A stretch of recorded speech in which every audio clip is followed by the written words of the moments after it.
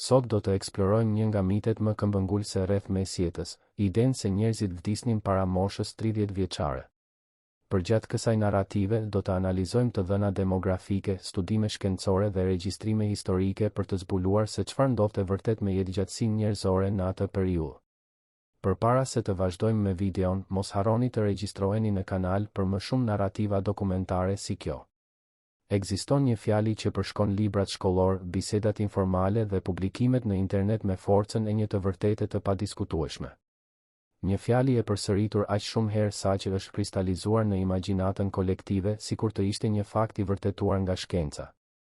Ajo thot, me një thjeshtësi të dukshme, se në mesjet njerëzit vdisnin para se të mbushnin 30 vjeç.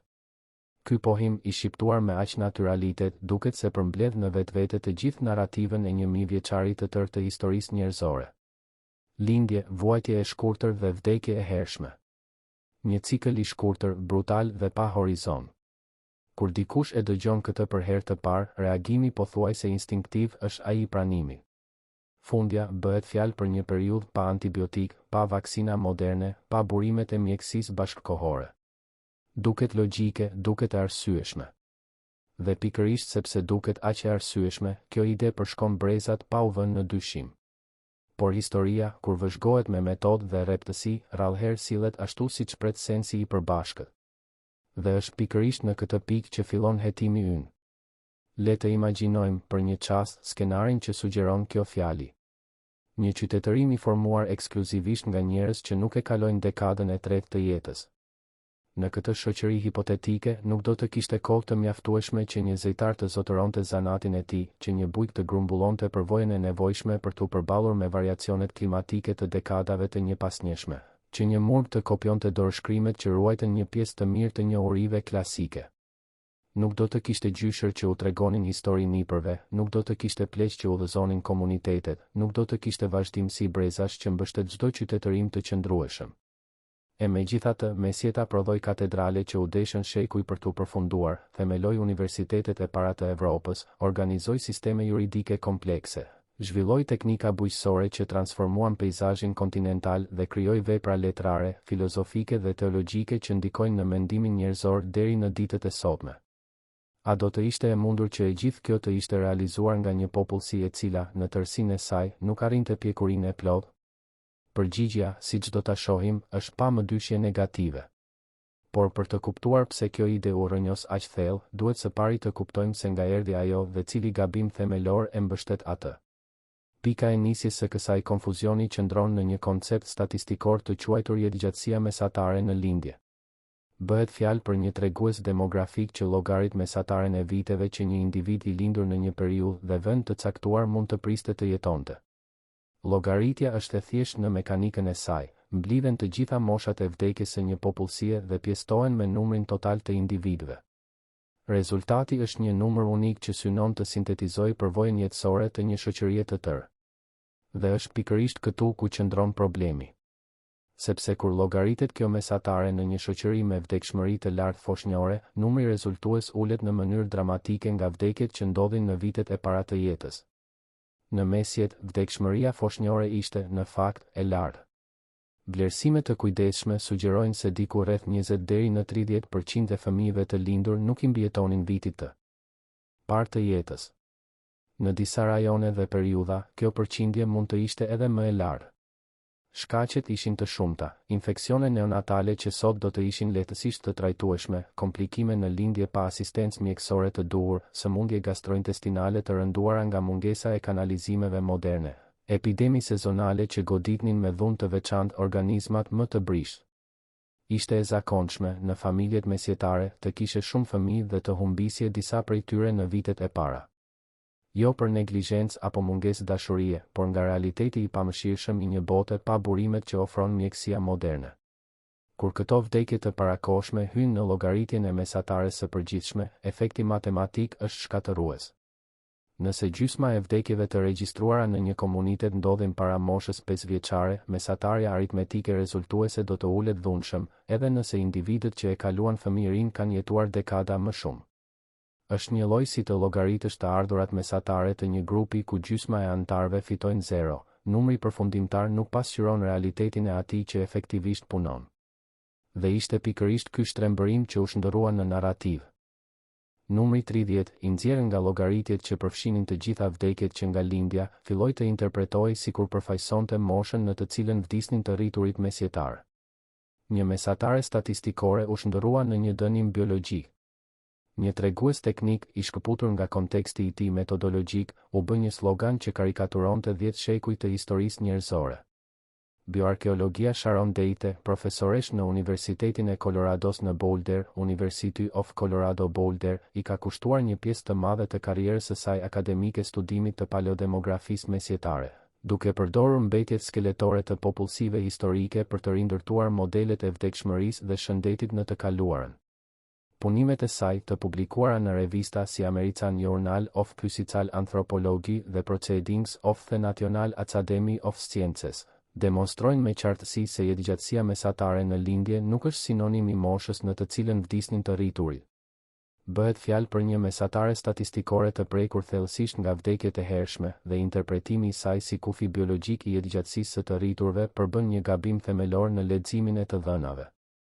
Deite aplikon modele rreziku, të njohura si modele të hazardit, hazard models, për të analizuar mostrat skeletore mesjetare, duke marrë parasysh brishtësinë heterogjene të individëve dhe vdekshmërinë selektive që karakterizonte periudha të ndryshme.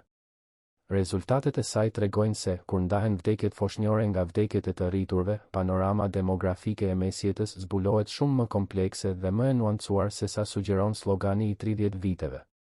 Është në këtë pikë që hyn në skenë një koncept thelbësor i demografisë historike, jetëgjatësia e kushtëzuar. Ndryshe nga jetëgjatësia mesatare në lindje, e cila përfshin të gjitha vdekjet që nga dita e parë e ekzistencës, jetëgjatësia e kushtëzuar bën një pyetje më specifike, duke qenë se një individ mbijetoi deri në një moshë të caktuar. Sa vite shtesë mund të presë ai të jetojë? Kjo është pyetja e duhur kur dëshirohet të kuptohet jetëgjatësia e të rriturve në çdo shoqëri paramoderne. Dhe kur demografët historik e aplikojnë këtë metodë në regjistrat mesjetar, skenari transformohet rrënjësisht. Një studim i publikuar në Journal of the Royal Statistical Society, duke përdorur regjistrat e pronarëve të tokave në Anglinë mesjetare, demonstroi se jetëgjatësia mesatare në lindje për burrat e këtij grupi shoqëror ishte përafërsisht 31 vjet. Ky është numri që, i izoluar nga konteksti, ushqen mitin. Megjithatë, i njëjti studim zbuloi se jetëgjatësia në moshën 25 vjeçare ishte edhe 23 deri në 25 vite shtesë. Kjo do të thotë se një burr angles mesjetar që festonte ditëlindjen e tij të 25 mund të priste të jetonte mesatarisht deri në moshën 50 vjeçare ose më shumë. 50 vjet. Jo 30. Jo 20. 50. Dhe është e rëndësishme të mbajmë mend se bëhet fjalë për një mesatare, gjë që nënkupton se shumë individ jetonin konsiderueshëm përtej kësaj marke, duke arritur të 60-tat, të 70-tat e madje edhe më shumë. Ky dallim midis jetëgjatësisë mesatare në lindje dhe jetëgjatësisë së kushtëzuar nuk është një detaj teknik i parëndësishëm. Është çelësi që hap derën për një kuptim tërësisht ndryshe të shoqërisë mesjetare. Kur kuptohet se pengesa e madhe demografike ishte fëmijëria dhe se kush e kalonte këtë fazë kishte perspektiva reale për një jetë të gjatë, imazhi i një qytetërimi të rinj të dënuar me vdekje të parakohshme thjesht shpërbëhet. Në vend të tij shfaqet portreti i një shoqërie të cenueshme, po të shënuar nga rreziqe reale dhe konstante, por ku plakja ishte jo vetëm e mundur por relativisht e zakonshme. Një shoqëri ku gjyshërit ekzistonin, ku përvoja e grumbulluar përgjatë dekadave kishte vlerë të njohur, ku transmetimi i njohurive midis brezave ishte pjesë organike e jetës së përditshme. Por nëse të dhënat janë aq të qarta, pse miti vazhdon me aq forcë? Një pjesë e përgjigjes qëndron në mënyrën se si shpesh interpretojmë dëshmitë arkeologjike, veçanërisht ato që vijnë nga varrezat mesjetare. Është e zakonshme të dëgjosh argumentin se gërmimet e nekropoleve mesjetare zbulojnë një mbizotërim të skeleteve të rinj, gjë që supozohet se vërteton se pjesa më e madhe e popullsisë vdiste herët. Në shikim të parë, ky arsyetim duket i pakundërshtueshëm. Kockat janë aty, analizat osteologjike tregojnë moshat e vdekjes, numrat duket se flasin vetë.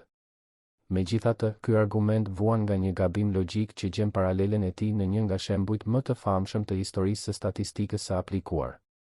Gjatë luftës së dytë botërore, inxhinierët ushtarak aleat analizonin avionët që ktheheshin nga misionet e bombardimit mbi Evropën kontinentale. Çdo mjet fluturues kthehej në bazë i mbushur me shenja plumbash dhe reagimi instinktiv i analistëve ishte të propozonin përforcimin e blindimit pikërisht në zonat ku goditjet ishin më të shpeshta. Dukej logjike, nëse avionët po goditen në këto pika, aty kanë nevojë për më shumë mbrojtje. Derisa statistiku Abraham Alt bëri një vëzhgim që përmbysi të gjithë analizën. Vrimat e dukshme në avionët që ktheheshin tregonin pikërisht se ku avioni mund të goditej dhe prapse prap të mbijetonte. Avionët që nuk ktheheshin ishin goditur në zonat pa shenja, sepse ato ishin zonat vdekjeprurëse. Zonat pa vrima në avionët e mbijetuar ishin, paradoksalisht, më të cenueshme. Me varrezat mesjetare, dinamika është e ngjashme. Nekropolet ruajnë mbetjet e atyre që vdiqën në një vend dhe periudhë të caktuar, ato nuk përbëjnë një mostër përfaqësuese të të gjithë popullsisë që ka jetuar. Prania e shumë skeleteve të rinj mund të pasqyrojë shpërthime epidemike, betejat, kriza të lokalizuara ose thjesht vdekshmërinë e lartë foshnjore që tashmë përmendëm. Por nuk pasqyron automatikisht strukturën moshore të shoqërisë në tërësi. Shndërrimi i numërimit të kockave në një profil demografik kërkon modele statistikore të sofistikuara që marrin parasysh anshmëritë e mostrës, kushtet e ruajtjes diferenciale dhe kufizimet e brendshme të regjistrimit arkeologjik. Robert Hoppa dhe James Vaupel, referenca në fushën e paleodemografisë, paralajmërojnë në publikimet e tyre se vlerësimi i moshës nga treguesit biologjik të kockave përfshin margjina gabimi të konsiderueshme. Shënuesit osteologjik të plakjes, si degenerimi i sipërfaqeve artikulare ose mbyllja e suturave kraniale, nuk korrespondojnë automatikisht me moshën kronologjike me saktësinë e një dokumenti identiteti.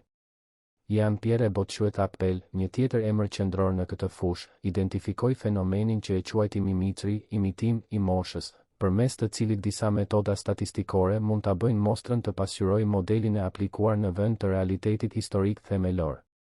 Nuk bëhet fjalë për të zhvlerësuar paleodemografinë, e cila ka evoluar ndjeshëm duke i njohur këto kufizime, por për të kuptuar se thjeshtimi i një debati teknik kompleks për të mbështetur karikaturën se askush nuk i kalonte të 30-tat është një dëm si për shkencën, ashtu edhe për historinë. Një tjetër argument i përsëritur pretendon se, edhe nëse elita mund të jetonte më shumë, fshatarët dhe klasat popullore ishin të dënuar me jetë të shkurtra dhe të mjerueshme. Ky kundërshtim përmban një grimcë të vërtetë, por edhe një dozë të konsiderueshme shtrembërimi. Është e saktë që regjistrat historik në dispozicion përbëhen në mënyrë jo proporcionale nga informacione rreth fisnikërisë dhe klerit, pasi ishin këto grupe që prodhonin pjesën më të madhe të dokumentacionit të shkruar, testamente, regjistra pronësie, linja familjare, akte kishtare. Shumica e popullsisë rurale nuk linte këtë lloj regjistrimi, jo sepse kanë jetuar më pak, por sepse nuk kishin nevojë ose qasje në mekanizmat formal të dokumentimit. Mungesa e regjistrimit nuk është dëshmi e vdekjes së hershme. Është dëshmi e mungesës së regjistrimit. Ky dallim, i dukshëm në pamje të parë, shpesh injorohet kur ndërtohet narrativa e një mesjete uniformisht brutale për klasat popullore. Nuk bëhet fjalë për të mohuar që kushtet e jetesës ndryshonin sipas pozitës shoqërore, rajonit gjeografik dhe periudhës historike. Ndryshonin dhe madje ndjeshëm. Ushqimi, qasja në strehim të duhur, ekspozimi ndaj punëve raskapitëse, e gjithë kjo ndikonte në shëndet dhe jetëgjatësi në mënyra që studimet demografike përpiqen t'i kuantifikojnë. Por miti absolut se fshatari mesjetar thjesht nuk plaket nuk qëndron kur ballafaqohet me dëshmitë e disponueshme. Për të ndriçuar këtë çështje, vlen të shqyrtohet puna e ekonomistit Neil Cummins nga Shkolla e Ekonomisë e Londrës, London School of Economics, i cili kreu një nga studimet më gjithëpërfshirëse të bëra ndonjëherë mbi jetëgjatësinë e elitës evropiane në afat të gjallë. I publikuar në Journal of Economics History, studimi analizoi moshën e vdekjes së më shumë se 115.000 fisnikëve evropian përgjatë një periudhe që shtrihet nga viti 800 deri në vitin 1800, duke përfshirë kështu të gjithë mesjetën dhe një pjesë të mirë të epokës moderne. Rezultatet e Cummins janë zbuluese. Për fisnikët që i mbijetonin fëmijërisë, jetëgjatësia e të rriturve rrotullohej shpesh rreth moshës 50 vjeçare, me rritje domethënëse pas vitit 1400, kur mesatarja arriti rreth 55 vjet në disa rajone të Evropës perëndimore. Është thelbësore të kuptojmë se çfarë do të thotë ky numër. Bëhet fjalë për një mesatare, gjë që nënkupton se një pjesë e konsiderueshme e popullsisë fisnike jetonte shumë përtej 55 viteve, ndërsa një pjesë tjetër vdiste më herët. Dhe midis faktorëve që e ulnin mesataren ishte, përveç vdekshmërisë foshnjore që tashmë u diskutua, dhuna endemike që karakterizonte jetën e fisnikërisë mesjetare. Cum Mins vlerësoi se, para vitit 1550, për afërsisht 30% e burrave fisnik vdisnin në luftim. Rrethime, betejë fushore, prita, duele, aristokracia mesjetare ishte një klasë luftëtare, dhe çmimi i këtij vokacioni ushtarak pasqyrohej drejt për drejt në statistikat e vdekshmërisë. Kur ndahen vdekjet e dhunshme të hershme nga vdekjet për shkaqe natyrore, jetëgjatësia e atyre që nuk humbnin jetën në konflikte të armatosura zbulohet edhe më mbresëlënëse. Dhe këtu lind një reflektim i rëndësishëm. Nëse fisnikëria, e cila ishte drejt për drejt e ekspozuar ndaj rreziqeve të luftës, që merrte pjesë në rrethime dhe betejë, që jetonte në një kontekst dhune të institucionalizuar, prapë paraqiste një jetëgjatësi mesatare rreth 50 vjetëve, çfarë mund të themi për fshatarët të cilët, në shumicën e tyre, nuk merrnin pjesë në konfliktet e armatosura? Është e besueshme të supozohet se, të paktën sa i përket vdekshmërisë nga dhuna, punëtorët rurale ishin në një pozitë relativisht më të sigurt. Natyrisht, ata përballeshin me rreziqe të tjera, punë fizike intensive, ushqim her pas here të pamjaftueshëm, ekspozim ndaj sëmundjeve endemike. Por ideja se fshatari mesjetar vdiste pa përjashtim në të 20-tat e tij, ndërsa fisniku eventualisht arrinte moshën e mesme, nuk gjen mbështetje në modelet demografike të disponueshme. Realiteti ishte më kompleks, më i nuancuar dhe, në shumë aspekte, më i afërt me tonin se sa zakonisht imagjinojmë. Regjistrat historik ofrojnë shembuj konkret të jetëgjatësisë që sfidojnë ballas mitin e 30 viteve. Enrico Dandolo, dozhja i famshëm i Venecias që luajti një rol qendror në kryqëzatën e 4 dhe në plaçkitjen e Konstantinopojës në vitin 1204, lindi rreth vitit 1107 dhe vdiq në vitin 1205, duke pasur jetuar për afërsisht 98 vjet. Ai u bë dozh në moshën 85 vjeçare dhe, edhe pse i verbër dhe në një moshë jashtëzakonisht të thyrë për çdo kohë, udhëhoqi personalisht operacione ushtarake dhe negociata diplomatike të një kompleksiteti gjigant. Baba i tij, Vitale Dandolo, jetoi deri në moshën 90 vjeçare. Papa Celestinus II, i zgjedhur në pontifikat në vitin 1191, vdiq në vitin 1198, duke pasur jetuar për afërsisht 92 vjet. Papa Agatho, që mbajti fronin e Shën Pjetrit në shekullin e 7, thuhet se ka vdekur në një moshë të vlerësuar rreth 104 vjet. Megjithse burimet mbi periudha aq të largëta duhet të trajtohen me kujdesin e duhur metodologjik. Jean de Joinville, kronist francez që shoqëroi mbretin Louis Ige, në kryqëzatën e 7 dhe la një nga rrëfimet më të detajuara mbi jetën në shekullin e 13. Jetoi deri në moshën 93 vjeçare, duke vdekur në vitin 1317. Perandori Friedrich II, i perandorisë së shenjtë romake, që mbretëroi në shekullin e 15, jetoi deri në moshën 78 vjeçare. Natyrisht, këta shembuj u referohen individëve të elitës, emrat dhe datat e të cilëve u ruajtën nga dokumentacioni historik. Por ekzistenca e tyre përmbush një funksion argumentues të saktë, demonstron se organizmi njerëzor mesjetar ishte krejtësisht i aftë të arrinte pleqërinë e thyrë. Nuk kishte asnjë barierë biologjike që pengonte një qenie njerëzore të shekullit të 12 të jetonte, po aq sa një qenie njerëzore e shekullit të 21.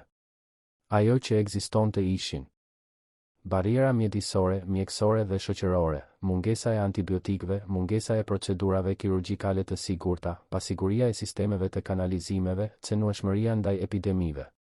Por këto bariera nuk preknin të gjithë individët në të njëjtën mënyrë dhe shumë ja dilnin ti të i kalonin, duke jetuar jetë të gjata dhe produktive. Lista e personazheve mesjetar që kaluan të 70-tat, të 80-tat e madje edhe të 90-tat është e gjerë dhe e dokumentuar mirë dhe përbën një përgënjeshtrim elokuent ndaj nocionit se pleqëria ishte një pamundësi në atë periudhë. Në këtë pikë të hetimit ton, është e nevojshme të ballafaqohemi drejt për drejt me një nga kundërshtimet më të zakonshme ndaj argumentit që po ndërtojmë. Dikush pashmangshmërisht do të pyes, po pesta e zezë? Po urit? Po krizat që periodikisht shkatëronin Evropën mesjetare? A nuk është e vërtetë që jeta ishte e shënuar nga katastrofa konstante që pengonin çdo perspektivë jetëgjatësie? Përgjigjja kërkon nuancë.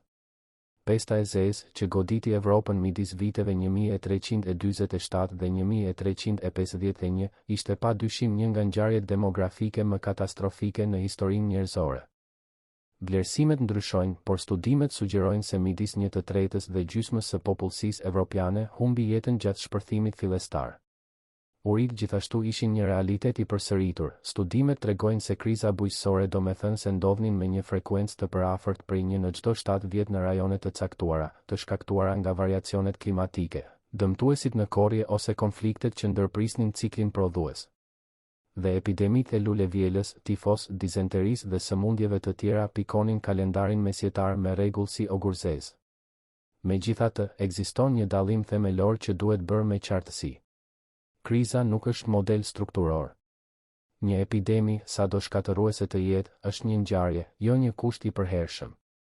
Pesta e zezë ishte një goditje demografike e përmasave të paimagjinueshme, por nuk përcaktoi 10 shekuj që përbëjnë mesjetën. Ajo ndodhi në mesin e shekullit të 14 dhe mesjeta, konvencionalisht, shtrihet nga shekulli I 5 deri në shekullin e 15. Janë 1000 vjet histori që nuk mund të reduktohen në një ngjarje të vetme, sado traumatike të ketë qenë ajo. Studimet e Cummis tregojnë se, edhe pas shpërthimeve të mëdha të pestës, jetëgjatësia e të rriturve, veçanërisht midis atyre që tashmë I kishin mbijetuar fëmijërisë, nuk kolapsonte në formë të përhershme. Vdekshmëria kërcente gjatë krizës, po, me intensitet brutal. Por pasi shpërthimi zbehej, modelet demografike tentonin të rivendoseshin dhe jetëgjatësia shtesë për ata që kalonin vitet e para të jetës kthehej në nivele domethënëse. Në disa raste, kushtet e jetesës madje përmirësoheshin pas epidemive të mëdha, pasi reduktimi I popullsisë rezultonte në disponueshmëri më të madhe të tokave, paga më të mira për punëtorët e mbijetuar dhe, si rrjedhoi, ushqim më të mirë. Studiuesja Sharon Deite, në studimet e saj krahasuese midis popullsive para dhe pas pestës së zezë në Londër, gjeti dëshmi se shëndeti I përgjithshëm I popullsisë londineze u përmirësua pas epidemisë. Shkallët e mbijetesës u rritën dhe jetëgjatësia u zgjat në periudhën pasuese, duke sugjeruar se të mbijetuarit dhe pasardhësit e tyre përfituan nga kushtet materiale superiore ndaj atyre që mbizotëronin para katastrofës. Ky zbulim, larg nga minimizimi I tmerrit të pestës së zezë, demonstron qëndrueshmërinë e shoqërive mesjetare dhe aftësinë e tyre për rikuperim pas goditjeve demografike të përmasave të mëdha. Mesjeta nuk ishte një botë biologjikisht e paaftë për t'u plakur. Ishte një botë ku rreziqet ishin më të mëdha, kërcënimet më të shpeshta dhe margjinat e sigurisë më të ngushta, por ku jeta e gjatë ishte një realitet konkret për një pjesë domethënëse të popullsisë. Për të konsoliduar këtë kuptim, vlen t'u drejtohemi punimeve të historianëve që studiuan strukturën shoqërore mesjetare në tërësinë e saj. Georges Duby, një nga mesjetaristët më të mëdhenj francez të shekullit të 20, përshkroi në veprat e tij një shoqëri komplekse, të hierarkizuar dhe thellësisht të organizuar, ku marrëdhëniet familjare shumë brezëshe luanin një rol qendror në transmetimin e pronave, njohurive dhe traditave. David Herlihy, historian amerikan që ju dedikua studimit të familjes dhe demografisë në Italinë mesjetare, dokumentoi ekzistencën e strukturave familjare që presupozonin praninë e gjyshërve, xhaxhallarëve të moshuar dhe patriarkëve që grumbullonin dekada përvoje. Regjistrat famullitar dhe ata të trashëgimisë të studiuar nga demografët historik zbulojnë një kuadër konsistent, trashëgimi të organizuara që kalonin nga brezi në brez, mulq që plakeshin në manastiret e tyre për gjatë dekadave. Zejtarë që punonin në punishtet e tyre për 30 ose 40 vjet, fshatarë që grumbullonin përvojë bujqësore të mjaftueshme për t'i përshtatur. Praktikat e tyre kushteve lokale për gjatë një jete të tërë. Asnjë nga këto struktura nuk do të ishte e realizueshme në një shoqëri ku askush nuk I kalonte të 30-tat. Manastiret mesjetare, madje, ofrojnë një fushë vëzhgimi veçanërisht interesante. Komunitetet monastike mbanin regjistra relativisht të detajuar të antarëve të tyre, duke përfshirë datat e hyrjes dhe të vdekjes. Studimet e bazuara në këta regjistra tregojnë se shumë mulq jetonin deri në 60, 70 e madje 80 vjet. Jeta monastike ofronte disa avantazhe në termat e jetëgjatësisë, ushqim të rregullt, edhe pse të thjeshtë, strehim të qëndrueshëm, një rutinë që ndonse e rrept, ofronte një lloj parashikueshmërie dhe, në shumë raste, qasje në njohuri mjekësore bazë të ruajtura në bibliotekat e kuvendeve. Këto të dhëna, megjithse përfaqësojnë një grup shoqëror specifik, përforcojnë argumentin qendror se plakja ishte krejtësisht e mundur dhe madje relativisht e zakonshme në rrethanat e duhura. Por nëse dëshmia shkencore është aq e qartë, mbetet pyetja, si dhe pse miti i vdekjes në moshën 30 vjeçare u konsolidua me aq forcë? Përgjigjja e kësaj pyetjeje na çon përtej statistikës dhe demografisë, duke hyrë në terrenin e historiografisë dhe të rrymave intelektuale që formsuan perceptimin ton për të kaluarën. Ideja e një epoke të errët, një periudhë ignorance, supersticioni dhe mirëimi të përgjithshëm midis rënies së Romës dhe rilindjes, u ndërtua përgjatë shekujve nga mendimtarë që kishin interes të bënin kontrast midis kohës së tyre dhe një të kaluare supozohej inferiore. Humanistët e rilindjes ishin të parët që vendosën këtë dikotomi, duke paraqitur epokën e tyre si ringjalljen e dritës klasike pas 1000 vjetësh errësire. Më vonë, filozofët iluministë të shekullit të 18 e thelluan këtë narrativ, duke e pikturuar mesjetën si epokën e iracionalitetit, të dominimit kishtar dhe të prapambetjes civilizuese, në kontrast me progresin që ata vetë gjykonin se mishëronin. Dhe në shekullin e 19, historiografia pozitiviste dhe narrativa e progresit linear e përforcuan edhe më shumë këtë vizion, duke e paraqitur historinë njerëzore si një marshim të pashmangshëm nga primitivja tek e avancuara, nga iracionalja të shkencoria, nga e prapambetura të modernja. Në këtë kuadër, mesjeta duhej të ishte e errët në mënyrë që e tashmja të dukej e ndritshme. Ishte e nevojshme që e kaluara mesjetare të ishte iracionale, epist, e dhunshme dhe biologjikisht e pamundur në mënyrë që moderniteti të mund të prezantohej si i ndriçuar, higienik, paqësor dhe shkencërisht superior. Miti i vdekjes në moshën 30 vjeçare përshtatej në mënyrë të përsosur në këtë narrativ. Nëse njerëzit as që arrinin të plakeshin, si mund të kishin prodhuar diçka me vlerë? Nëse jeta ishte aq e shkurtër, si mund të kishin menduar me thellësi? Shkurtësia e supozuar e jetës mesjetare shërbente si provë retroaktive e inferioritetit të një qytetërimi të tërë. Dhe ky mekanizëm, pasi u vendos, u përjetësua nga inercia intelektuale i përsëritur në libra, filma, salla mësimesh dhe, së fundmi, në rrjetet sociale, ku thjeshtimi gjen terren pjellor dhe nuanca rrallëherë mbijeton. Problemi, megjithatë, nuk kufizohet te jetëgjatësia mesatare. I njëjti mekanizëm shtrembërimi që transformon një mesatare statistikore në dënim biologjik operon në pothuajse çdo aspekt të historisë mesjetare. Inkuizicioni, kryqizatat, zakonet e higjienës, roli i grave, marrëdhënia midis kishës dhe shoqërisë, sistemi feudal, të gjitha këto tema vuajnë nga i njëjti trajtim, të dhëna të izoluara shkëputen nga konteksti i tyre, lexohen me supozime moderne dhe transformohen në karikatura që konfirmojnë një narrativ të paracaktuar. Përjashtimi bëhet rregull, kriza bëhet model, rasti i veçantë bëhet portret universal. Dhe kur dikush përpiqet të paraqesë dëshminë në kompleksitetin e saj, shpesh akuzohet se po romantizon të kaluarën, sikur të pranosh që mesjeta nuk ishte uniformisht e mjerueshme të ishte e barabartë me të thënurit se ishte parajs. Nuk bëhet fjalë për romantizim. Bëhet fjalë për metodë. Bëhet fjalë për t'i lexuar të dhënat me mjetet e duhura dhe për ta interpretuar historinë sipas termave të saj, pa projektuar mbi të kategoritë dhe vlerat e së tashmes. Le të kthehemi, pra, numrave, të cilët në thatësinë e tyre ofrojnë spirancën më solide. Jetëgjatësia mesatare në lindje në Evropën mesjetare vendosej, sipas vlerësimeve më të mira të disponueshme, midis 25 dhe 35 vjetëve, varësisht nga rajoni, periudha dhe grupi shoqëror i konsideruar. Ky numër, i lexuar i izoluar, duket se konfirmon mitin. Por kur aplikohet jetëgjatësia e kushtëzuar, panorama transformohet.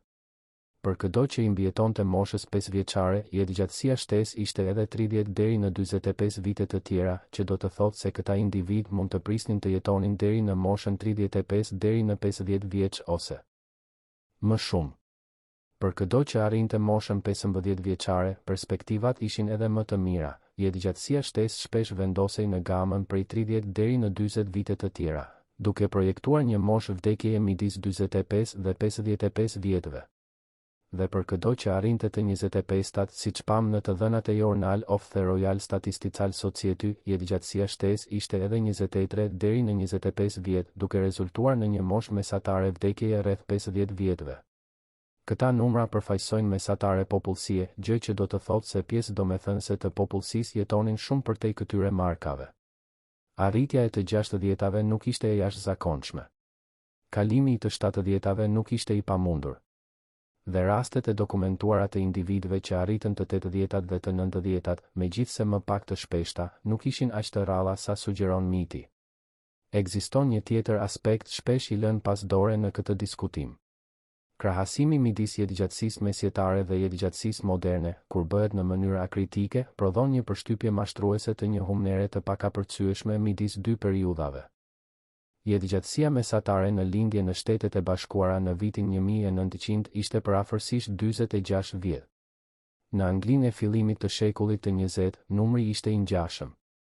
Kjo do të thotë se, pak më shumë se një shekull më parë, në shoqëri tashmë të industrializuara, jetëgjatësia mesatare në lindje ishte vetëm marginalisht superiore ndaj asaj të shumë popullsive mesjetare. Kthesa e madhe në jetëgjatësi që e shoqërojmë me modernitetin ndodhi, në pjesën më të madhe, përgjatë shekullit të 20, e nxitur nga zbulimi i antibiotikëve, nga zhvillimi i vaksinave, nga përmirësimi i sistemeve të kanalizimeve dhe nga avancimi i teknikave kirurgjikale. Revolucioni demografik që na lejoi të jetojmë rregullisht deri në të 70-tat dhe të 80-tat është, në terma historik, një fenomen krejt i ri. Përpara tij, gjendja njerëzore në lidhje me vdekshmërinë ishte më e ngjashme me atë mesjetare se sa zakonisht pranojmë. Ky njohje nuk i zvogëlon arritjet e mjekësisë moderne.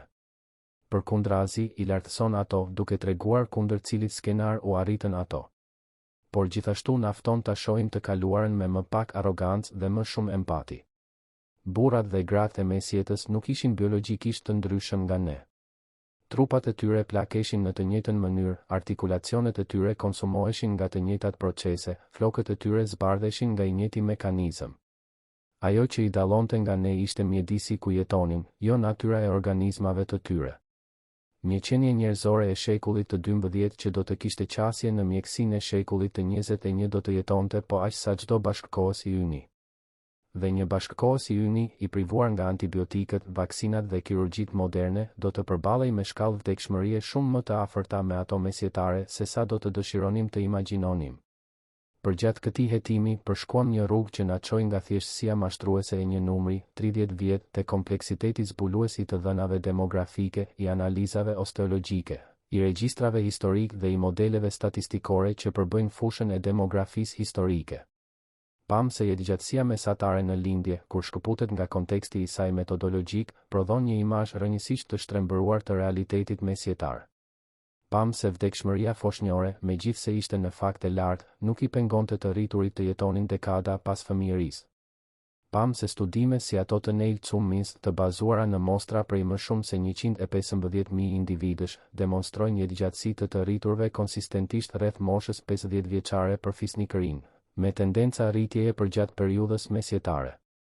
Pam se shembuj të dokumentuar të jetëgjatësisë ekstreme, si ato të Enrico Dandolos, të Papës Celestini II dhe të Jean de Joinvillit, dëshmojnë aftësinë e organizmit njerëzor mesjetar për të arritur mosha të thyra. Pam se pesta e zezë, megjithse shkatëruese, ishte një ngjarje, jo një kusht i përhershëm, dhe se shoqëritë mesjetare demonstruan aftësi të jashtëzakonshme rikuperimi pas krizave të mëdha. Dhe pam se narrativa e epokës së errët që mbështet mitin e vdekjes së parakohshme universale, ishte një ndërtim intelektual me rrënje historike të identifikueshme, jo një pasqyrim objektiv i realitetit. Ajo që del nga kjo analizë nuk është një imazh i idealizuar i mesjetës. Vështirësitë ishin reale, rreziqet ishin konkrete dhe jeta mesjetare kërkonte një qëndrueshmëri që pak prej nesh, të mësuar me komoditetin modern, do t'ja dilnim ta mbanim. Por del, po, një imazh më i drejtë, më kompleks dhe më besnik ndaj fakteve.